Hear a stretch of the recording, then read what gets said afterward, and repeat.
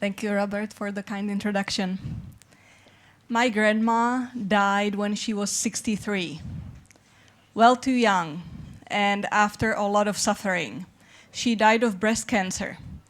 She died after spending months and months in the hospital, and I remember visiting her once, and when we were leaving, I remember her standing, in front of the window and just waving at us, but I remember the sadness in her eyes. Well, fortunately, there are some places in the world where people live much longer and age gracefully. There are places on Earth where people may live up to 100 years old or even longer, and they may still enjoy the quality of life that they enjoyed when they were younger. How many of you would like to look like this when you're 100 years old? Anybody? Yeah. Well, there are some lessons that we can learn from these so-called blue zones. So this lecture will, sorry, it was cut off somehow through the formatting. So we will look at the connection between lifestyle and lifespan. What happens if people adopt a plant-based eating lifestyle in the Western countries, and also at some of the barriers. Why is not everybody doing it? Like in order to be effective, people need to do it. So how can we help people overcome the barriers? Let's start with the connection between lifestyle and lifespan. I spent a year in Loma Linda, California, looking at the Seventh-day Adventists and their secrets of living longer than the Californian population. My mentor was Dr. Gary Fraser, the author of this paper, 10 Years of Life, Is It a Matter of Choice? And he showed that the Seventh-day Adventists live up to 10 years longer than the average Californian population. And he identified 5 factors that are responsible for this difference in longevity. Number 1 is not smoking. Number 2 is a healthy body mass index. Number 3 is regular physical activity. Number 4 is eating nuts. And number 5 is eating a plant-based diet. So it sounds simple, right? Like only 5 factors and you can have 10 more years of life and enhance quality of life. I have difficulty sometimes grasping why not everybody wants this information and why not everybody wants to implement it. We know that there are 5 blue zones in the world, different areas where people live the longest and are the healthiest on Earth. One is in Loma Linda, California. The second one in Nicoya, Costa Rica, Sardinia, Italy, Ikaria, Greece, and Okinawa, Japan. What do these have in common? Dan Buettner traveled the world for the National Geographic and identified some factors that these blue zones have in common. And one of them is eating nutritious foods, eating a plant-based diet. This is a typical meal in Okinawa, Japan. I visited Okinawa for 2 weeks. I had a few lectures in the hospital and for the community. And I was impressed with the simplicity of the meals. More than 50% of the calories come from sweet potatoes. They have the purple and the orange sweet potatoes. They eat a lot of rice, a lot of soy products, a lot of vegetables and fruits. Dan Buettner believes that some of the benefits of the sweet potatoes may be responsible for their longevity because the sweet potatoes contain twice as many antioxidants compared with blueberries. So eating foods that are rich in antioxidants and phytochemicals seems to be critical. So which cabbage in the grocery store will contain more antioxidants? The green or the purple? The purple, that's right. What about the lettuce or the dark leafy greens? Yeah, kale, that's right. What about wild blueberries or the cultivated blueberries?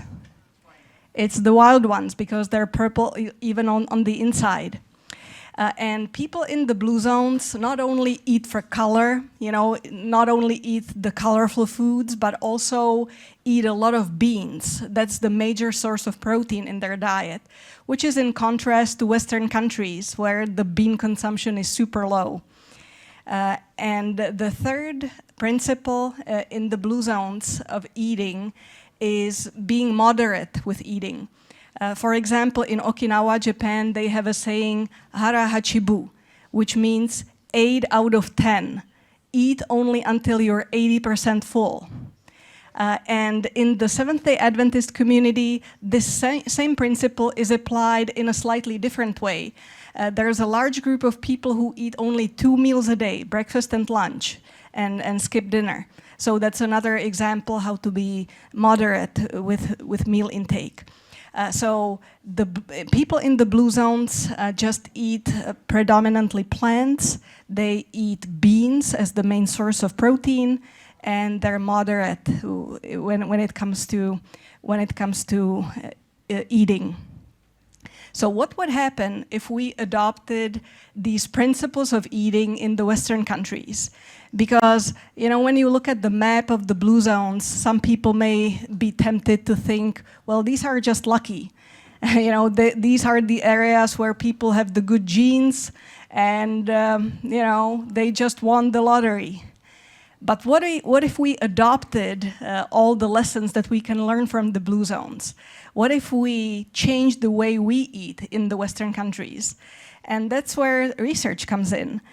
So the Adventist Health Study 2 showed that the less animal products people eat, the lower their body mass index and the lower their risk of developing diabetes. This is a study that really influenced me in my own research career. And the first study that I did it was in people with type 2 diabetes here in the hospital in Prague. And we took 74 people with type 2 diabetes and randomly assigned them to follow either a plant-based diet or a portion-controlled diet for 6 months. And there was a clear difference. People lost more weight on the plant-based diet. People lost more visceral fat on the plant-based diet than in the control group. They were also able to reduce more medications. 43% of people on the plant-based diet reduced their medications for diabetes compared with only 5% in the control group. And there was a huge difference in the oxidative stress markers. It's not surprising that the levels of vitamin C were higher on the plant-based diet. But what was surprising was the level of superoxide dismutase and reduced glutathione, which are enzymes that the body is secreting in response to oxidative stress. And since oxidative stress is the driver of developing diabetes and diabetic complications, this is just a major breakthrough that a plant-based diet can bring to people with diabetes. Now, in the first lecture, Professor Haluzik mentioned, well, that's nice, right? Like you show that people get some benefits, but once they off of the study, they will probably regain all the weight. So we decided to follow these people for another year after the study was over. And we discovered that people still kept off the weight that they lost on the plant-based diet, in contrast to the control group that regained, most of the weight back. And the plant-based group had also lower need for increased medications for their diabetes compared with the control group. So largely, the participants still retained the benefits even a year after the study was over. So we know that plant-based eating is effective, but how can we help people implement the changes? How can we motivate them? How can we create an environment where the healthy choices are easy?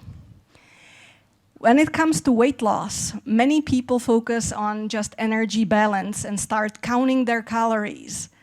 but we know from experience, this is ineffective. Sooner or later, people will just become more hungry and they will not be able to sustain it if they only limit calories, if they don't change what they're eating, if they don't change the composition of their diet. A plant-based diet not only helps people cut down on their calories because now you're eating more vegetables that are less energy dense, more beans instead of animal products, but it's been shown that a plant-based diet can actually also increase your metabolism. When you eat a meal, you feel warm, you feel like, oh, my body is so warm, especially now when the days are chilly. It's nice to eat a meal because you warm up. It's because of the thermic effect of food. When you eat a meal, a certain amount of energy is released in the form of heat. So this is breakfast, lunch, and dinner, and the energy expenditure goes up after each meal you eat. Wouldn't that be wonderful to just burn off the extra calories in the form of heat? You know, imagine you could eat anything you wanted and you just would release the extra energy in the form of heat. Wouldn't that be wonderful? How many of you would like that? Anybody? Yeah. Well, unfortunately, people who struggle with extra body weight have a lower thermic effect of food compared with lean people. And that led us to do a research study where we had 244 overweight people, and for 16 weeks, they were randomly assigned to follow either a plant-based diet, which consisted of fruits and vegetables and grains and legumes, and we kept the fat content low, under 30 grams a day. And the control group stayed on their usual diet for 16 weeks. We measured their metabolism using indirect calorimetry. That's a machine that looks like a spaceship. You just come to our lab, we place this clear hood over your head, you breathe normally, and we measure your metabolism in the fasting state and then after a standard breakfast. And we also sent people to Yale University for a magnetic resonance spectroscopy of the liver and muscle to measure how much fat is in their liver and muscle. As expected, the control group didn't change their weight at all. They stayed on their usual diet. On the vegan diet, people lost 6.4 kilograms or 14 pounds on average. So that's roughly half a kilogram a week. And the liver fat content was reduced by 34%, which is remarkable.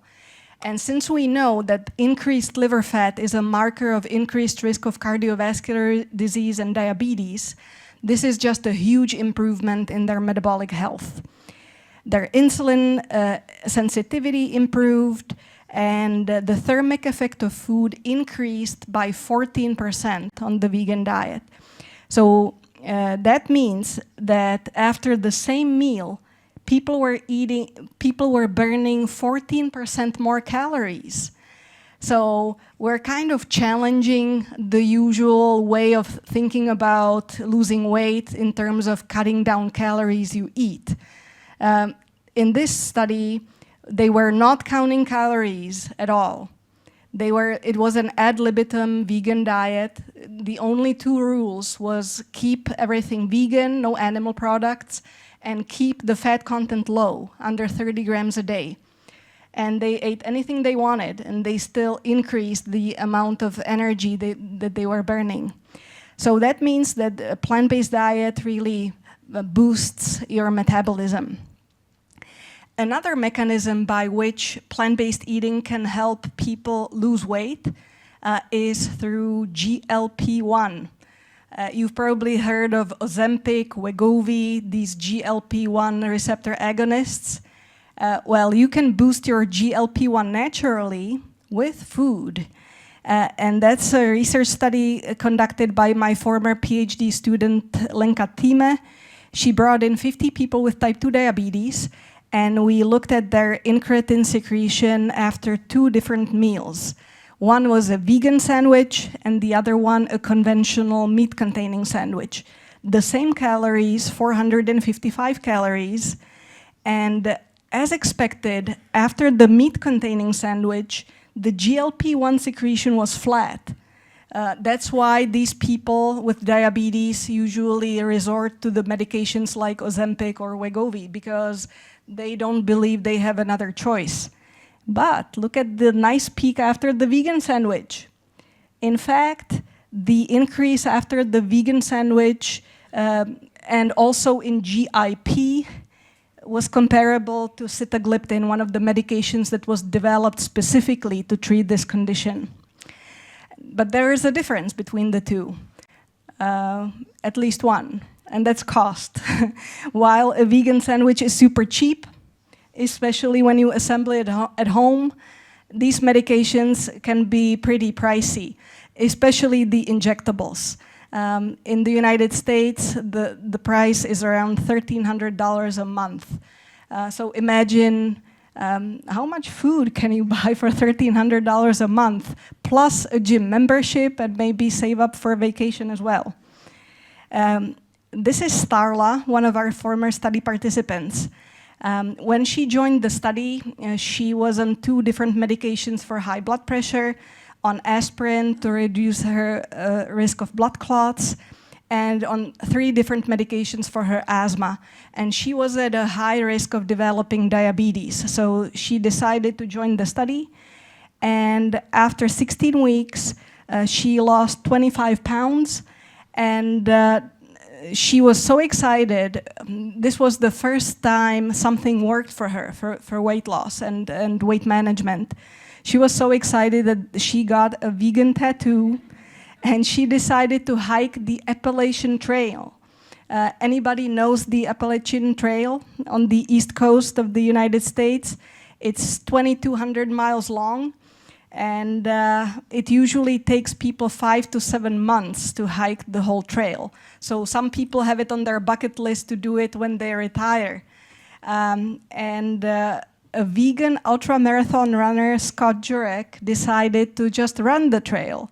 How long do you think it took him to run the trail? 1 month. More than a month, but yeah, good guess, pretty close. 46 days. Yeah, so pretty close, over a month, but still super impressive. Well, why don't you and I run the trail and try to set the world record? Would you be up for that? Anybody? Would you like to join Robert? Robert is a runner. He could probably run it. I don't know about me, you know. I'm probably not that well trained. But there is an increased flux of athletes becoming vegan because it gives them an edge in terms of their performance. In one study, they looked at the dietary acid load. We know that the animal products are the most acidic foods, while the plant-based foods, such as fruits and vegetables, they're not only lower in dietary acid load, but they're actually alkaline. They can alkalize your pH. And this study showed that when athletes ate more alkaline foods, their performance went up by 21%, compared with eating a more acidic diet based on animal products. Is 21% a little or a lot when it comes only to just like switching what you eat? That's a lot, right? Especially if you're competing as an athlete, then you have an extra motivation to change your diet. Studies also show that the more acidic diet people have, the higher the risk of developing type 2 diabetes. And let me just show you a few numbers in terms of dietary acid load in foods. So this is dietary acid load in one portion, 100 grams of food. And we see that meat is acidic, 8, 9, 11. But there is one food that's even higher in terms of dietary acid load than meat, and that's cheese. Cheddar, 26, Parmesan, 34. That's the champion when it comes to acidity. So that's why eating cheese makes the body's pH most acidic. Now let's look at plant foods. Rye bread, 4. So much lower dietary acid load than the animal products. Sugar, kind of neutral, around 0. And now we're coming into negative numbers. Potatoes, -4, carrots, -5. That means that these foods are not only decreasing the dietary acid load, but they're alkalizing. And the champion is spinach, -14. That's the most alkalizing food. The dark leafy greens are the most alkalizing food. Have you ever seen alkaline water in a grocery store? How many of you like to shop for alkaline water? Anybody? Don't be shy. I bet somebody at least likes the taste. Well, it's an attempt to create a more alkaline environment, but food has a much more profound effect on our pH. So if you want to change your pH quickly, then eating a leafy green salad or having a green smoothie would be the fastest way to make your body's pH more alkaline. In one study, they showed that for athletes, each 10-unit decrease in dietary acid load was associated with a 5% improved endurance. When we look at real meals, like for example, ham and cheese sandwich, 42 milliequivalents. These are the units of dietary acid load. Compared with baked potatoes with spinach, -23. So this food would be alkalizing. So the difference between the two meals is roughly 65. That's a huge difference that you can get when it comes to meal consumption. And we found this concept really intriguing. So we decided to analyze it in one of our studies. And the study that I just showed you for 244 overweight people, and we analyzed the dietary acid load using a simple formula. It's a function of protein, phosphorus, and you subtract potassium, magnesium, and calcium. And we found that the dietary acid load was reduced dramatically on the vegan diet. And this reduction in dietary acid load correlated with weight loss and was able to explain roughly 26% of the weight loss observed on the vegan diet. So this is another mechanism that's just beyond calories. We looked at increased thermic effect of food, so the plant-based diet increasing your metabolism. Now we're looking at another mechanism by which a plant-based diet can reduce your body weight, and that's the vegan diet being more alkaline. So the next time somebody asks you why you're choosing vegan foods, you can just tell them because you care for your pH, or you're getting your pH diet, your PhD. Well, some people say, okay, that sounds great. But the changes you have to make, and the switch to a plant-based diet seems to be so tedious. Let me do a Mediterranean diet. It seems easier. I don't have to make such dramatic changes. I can still eat fish and low-fat dairy. So we decided to compare the two. How would a vegan diet compare to the Mediterranean diet when it comes to weight loss? We did a crossover randomized trial. And for 16 weeks, people followed either a Mediterranean or a vegan diet, and then they switched to the opposite one. The vegan diet consisted of fruits and vegetables and whole grains and legumes, and we kept the fat content low, under 30 grams a day. And the Mediterranean diet was more liberal. It was still rich in fruits and vegetables and whole grains and legumes, but it also contained dairy and eggs and fish. And when we look at the results, let me just show you one of our study participants, Kimberly. She really needed to lose weight, and her cholesterol and her blood sugar were high to start with. She lost 28 pounds on the vegan diet, but she regained 9 pounds back on the Mediterranean diet.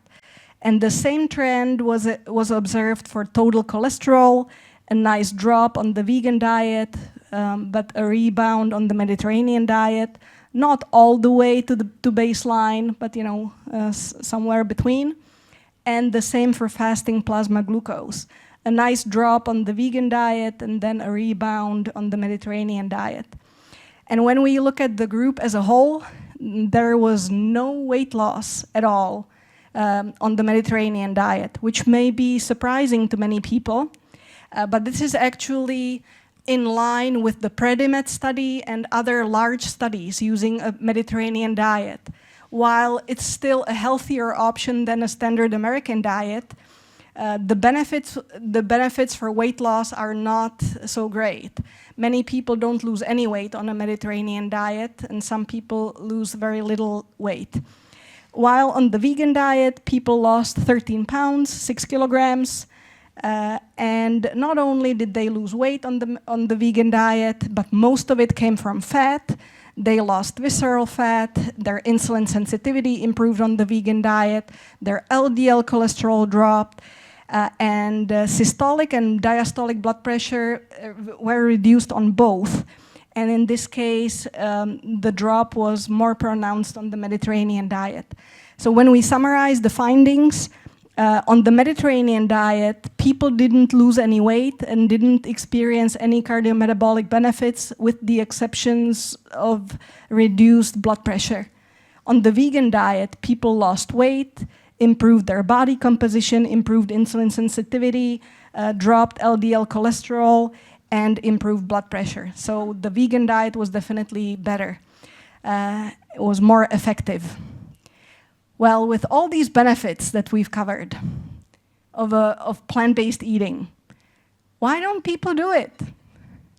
What's software? Yeah, they need more friends who will influence them, right? So you are the friend to many people. What else can we do? What barriers do you usually encounter when you're talking to people about plant-based eating? Yeah, they lack the skills, they don't know how to do the recipes, but those can be learned, especially through friends like you, right? What about the micronutrient deficiencies? Yeah, many people are concerned about, am I getting enough protein, right? So the traditional view is I'm getting my protein from meat, then I'm getting some carbs and some non-starchy vegetables. And now you're telling people, okay, you will not eat any meat, you will not eat any dairy, and they're like, where do I get my protein? Well, what would happen if you ate all the calories that you need in a day from broccoli? Let's say you would eat 2,000 calories from broccoli. It would be a huge pile, but let's say you would manage to eat it. How much protein would you eat in a day? 50, 60, well, you need to add because it would be 146 grams. So you would more than cover your needs. An average woman needs roughly 50 grams a day of protein a day, an average man roughly 60. So you would basically, more than double, you would get more than double what you need. When it comes to lentils, if you ate lentils the whole day, you would get 157. It would be a smaller amount because it's more calorie dense. So, you can get all the protein that you need on a plant-based diet. This is just a sample menu. Without even trying, you can get to 67 grams with simple meals. We're not even trying to boost it. And the Academy of Nutrition and Dietetics stated that the protein needs can be covered through plant-based eating. And this is a paper by Christopher Gardner showing that all plant foods actually contain all the essential amino acids in different amounts. Each color is a different amino acid. These are essential, these are non-essential. And when we compare animal products and plant foods, all the foods contain all the essential amino acids that we need, but in different amounts. So, ideally you would not eat broccoli the whole day. You would have a little bit of broccoli and a little bit of lentils and some bread, and you would get all the essential amino acids that you need. As we discussed with athletes, the ultramarathon runner Scott Jurek, he credits his vegan lifestyle to his performance. But it's also people who do strength training and bodybuilding, like Patrick Buboumian, who are vegan. So if you haven't watched the documentary, The Game Changers, I'd like to encourage you to do it. And let me just cover a few more barriers that people state when adopting a plant-based diet. Some people say, well, I cannot do it because it's expensive. Well, we analyzed the costs and we found out that people save 16% on groceries when they adopt a vegan diet. Some people say it's too hard. It's too hard to change your habits. It's too hard to change your recipes and learn. Well, while it's true, there's some effort put into it. We all must choose our hard, because it's hard to be disciplined, but it's also hard not to be disciplined and deal with the consequences. And the last one, some people are just concerned that they will not be able to find anything to eat. Well, that's where you come in as a good friend to invite them for lunch and show them that it's possible. Thank you for your attention.